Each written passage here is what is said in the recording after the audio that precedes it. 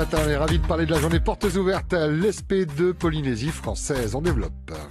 8h-11h, c'est que du bonheur. Bien chercher le bonheur. Alors j'ai dit l'ESP, ça fait bien, ça fait le mec qui connaît. C'est journée portes ouvertes de l'école supérieure de professorat de l'éducation. Et je reçois Cécile Alvarez. Bonjour Cécile. Bonjour Pascal. Merci beaucoup d'avoir répondu à mon invitation. Merci également à Patrice, monsieur communication de l'UPF, qui a organisé ce rendez-vous. Je sais que c'est un peu compliqué toujours pour trouver un petit peu de temps, surtout là dans la dernière ligne droite, puisque c'est vendredi 19. Oui, c'est ça. Donc c'est demain. Voilà, demain après-midi déjà, l'ESP ouvre ses portes, donc l'après-midi de 13h30 à 16h30 pour la journée portes ouvertes, pour préparer la rentrée 2017. Ça se fait toujours à cette même période? Oui, oui, c'est déjà la troisième édition. Troisième édition. Et vous attendez du monde? Comment ça s'est passé les autres années? Est-ce qu'il y a eu un mailing d'envoyer? Il y a un fichier où déjà on contacte les personnes, le potentiel ou...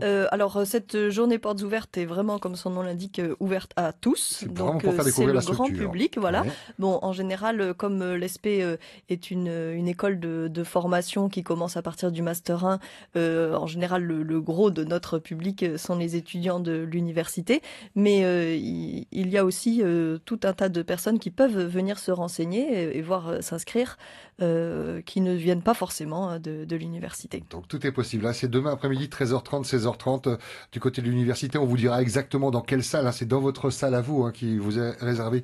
Est-ce que c'est le passage obligatoire, l'ESP, pour travailler dans l'éducation ? Oui, alors en fait l'ESP c'est une école, c'est une structure assez nouvelle qui a été créée en Polynésie en 2014. On connaît plus ancienne, on en parlait en l'UFM, c'est ça. Voilà, l'ancienne version c'était l'UFM. En fait, ce qui change en deux mots, c'est que c'est une structure qui maintenant est interne à l'université. Donc, ce qui change beaucoup pour les étudiants, c'est qu'il y a toute une dimension de recherche, en fait, donc articuler la dimension de la recherche avec la pratique enseignante.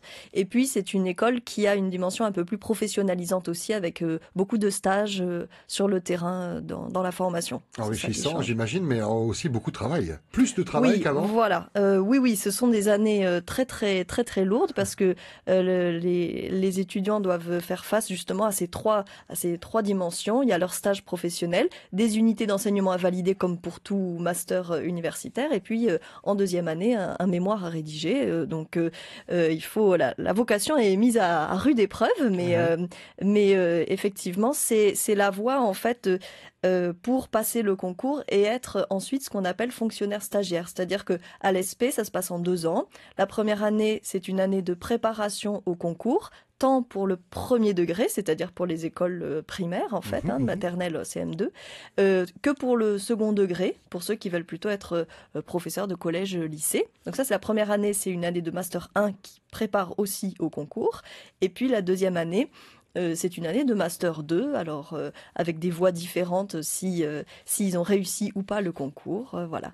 Et il faut savoir qu'il y a un troisième mention, c'est un Master MEF qui est en médiation scientifique et culturelle. Donc là, c'est beaucoup moins, c'est pas du tout orienté sur les concours de l'enseignement, c'est sur les métiers de médiation scientifique et culturelle. Je ne sais pas si vous êtes venu avec des chiffres, mais quel est le taux de réussite? Est-ce qu'on le connaît? Est-ce que c'est du 100% ou est-ce qu'il y en a qui sont sur la touche et puis qui prennent d'autres chemins? En fait, il y a quand même un certain nombre de filières. Alors, je connais pas les chiffres globaux.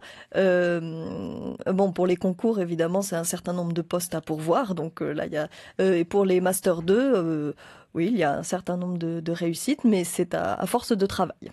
La journée portes ouvertes demain, donc de 13h30 à 16h30 à l'ESP, pour en savoir un peu plus sur ces métiers d'éducation, l'enseignement et de la formation. Concrètement, ça va se passer comment? Est-ce que il faut absolument être là à 13h30 ou alors on vient entre 13h30 et un petit peu avant 16h30 quand même, puisque oui, non. En fait, donc ça se passe à l'ESP qui est juste au-dessus de l'université. Quand on continue le grand rond-point, là, on va comme si on on allait à la présidence, et puis c'est derrière, près des logements étudiants. Et à l'ESP, en fait, ce sera des 2 salles. Une salle pour le premier degré, donc ceux qui veulent plutôt s'orienter vers le métier de professeur des écoles, et une salle pour le second degré et pour le master dont je parlais, médiation scientifique et culturelle. Et donc ce seront des stands qui seront, des stands qui seront tenus par les responsables pédagogiques, c'est-à-dire l'enseignant qui coordonne l'équipe de formateurs. Et donc vous pouvez venir entre 13h30 et 16h pour avoir le temps, de poser toutes les questions. C'est en libre accès. J'imagine qu'il y a des supports, qu'il y a des pliants. Voilà, on a élaboré avec l'équipe de l'ESP des petits fascicules qui résument un certain nombre d'informations, mais c'est toujours bien de venir se renseigner parce que tout le monde est dans un cas souvent particulier et les modalités d'inscription ont encore changé depuis l'année dernière, puisque maintenant en Master 1, il y a un dossier d'admission à faire pour rentrer en Master 1. D'accord, passage obligatoire, un peu de paperasse. Voilà, c'est un dossier très très important. On n'est pas systématiquement admis en Master 1, même si on a une licence qui correspond, etc. Donc peut-être pour faire le point sur ces dates et sur ces modalités d'inscription, ce qu'il faut savoir, c'est que les délais sont très très courts en fait. Donc le dossier, la commission de validation justement pour ces dossiers a lieu mi-juin, et donc on peut déposer des dossiers d'admission jusqu'au 1er juin seulement. On les récupère où ces dossiers? Alors à l'ESP, on peut venir à l'ESP. Là maintenant. Maintenant on peut déjà récupérer ces dossiers. Mais à qui, parce que c'est mi-juin, c'est bientôt. Voilà, et c'est jusqu'au 1er juin qu'on peut le retirer. Et puis il faut savoir aussi qu'en plus de ce dossier, pour certains profils d'étudiants ou de personnes, il faut faire un dossier de validation d'études ou d'acquis professionnels pour ceux qui n'auraient pas forcément la licence qui correspond au master dans lequel ils veulent s'inscrire, s'ils veulent passer directement au master 2 parce qu'ils veulent faire valoir leur expérience. Ça fait vraiment beaucoup d'informations, mais j'imagine que tout ça est sur le site de l'UPF où vous avez vous-même une page qui vous est réservée. Oui, voilà. Donc effectivement, il y a le site de l'UPF, et puis il y a la page Facebook de l'ESP de Polynésie française aussi où toutes ces informations sont. Voilà, c'est ça. Parce qu'il y a quand même beaucoup de dates qu'on a données. Et je voudrais que nos auditeurs ne soient pas largués. Alors c'est beaucoup d'informations. Oui, ce qu'il faut retenir, c'est le 1er juin, qui est quand même une date limite pour les dépôts des dossiers. Voilà. Et puis ensuite, l'inscription se fera à partir du 14 juin. Et donc beaucoup de rencontres demain entre 13h30 et 16h30. Ce sont des rendez-vous. Alors c'est la troisième année. Ce sont des gens. Il y a beaucoup de gens, des garçons, des filles, jeunes, moins jeunes. On voit un petit peu de tout. Alors pour les filières premier degré, second degré, c'est vrai que c'est plutôt des enseignants, mais c'est plutôt pour la filière du MEF 4 en médiation scientifique et culturelle. On peut avoir des enseignants qui souhaitent reprendre une formation et puis s'ouvrir à des métiers de l'éducation et un petit peu différent. Donc tout le monde est vraiment la bienvenue, et puis c'est surtout l'occasion de poser toutes les questions, d'exposer les cas particuliers. Ça c'est vraiment fait pour ça. Et une des questions qui doit revenir dans ce long parcours, c'est est-ce qu'il faut quitter le territoire? C'est une question qui revient ça de temps en temps alors pour le premier degré, non, puisque c'est un concours qui est local uniquement. Pour le second degré, une fois que la personne a eu le concours, dans la mesure du possible, le vice-rectorat essaye d'affecter ses personnels ici, mais il se peut que l'affectation, c'est comme c'est un concours national. Les meilleurs sont privilégiés, ils sont prioritaires, non? Comment ça se passe? Non, c'est en fonction de dossiers, de critères. D'accord. Autres. En tout cas, passionnant, puisque ce sont les futurs enseignants ou formateurs qui vont être au plus proche de nos enfants pour leur donner ces valeurs, leur apprendre tout plein de bonnes choses.